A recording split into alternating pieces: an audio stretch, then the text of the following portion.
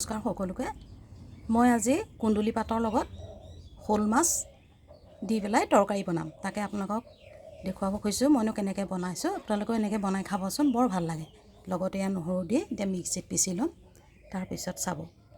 তাৰপাছত মই এই শ'ল মাছখিনি ভাজি ল'ম।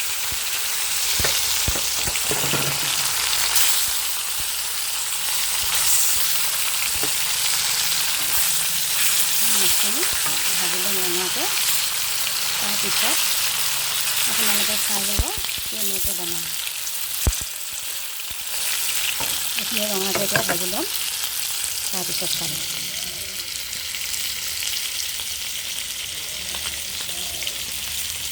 মাছখিনি ৰঙাকৈ ভাজি ল'লোঁ। তাৰপিছত মই ইয়াত এতিয়া পাঁচফোৰণ দিম। তেজপাত দিছোঁ আৰু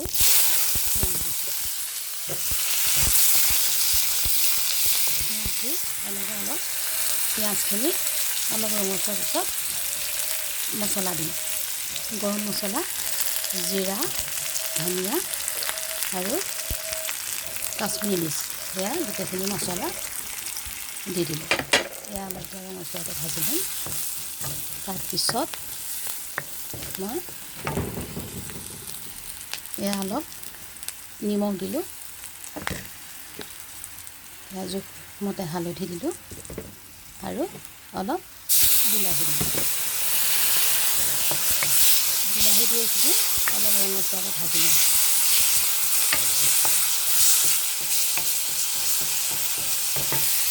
এয়া দেখিছেনে, বিলাহী আৰু মছলা সকলো মিক্স হয়। বিলাহীও ইয়াত সিজিছে ভালকৈ। এতিয়া মই ইয়াতে কুন্দুলি পাতৰ ৰসখিনি দি দিম।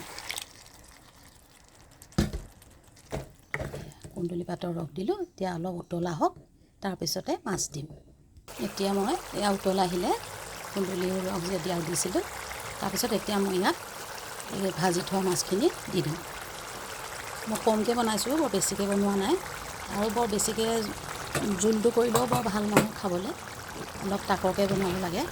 এয়া এনেকৈ এতিয়া উতল আহক। উতল আহিলে ইয়াতে অলপ মই পানী মিলাই দিম। তাৰপৰা উতল আহিব তেতিয়া, তাৰপৰা অকণমান পানীটো শুকাব, তেতিয়া নমাই থৈ দিম। এয়া চাব, এয়া দেখিছেনে, পানী শুকালে মাছ দিয়াৰ পাছত এতিয়া মই গেছটো অফ কৰি দিম।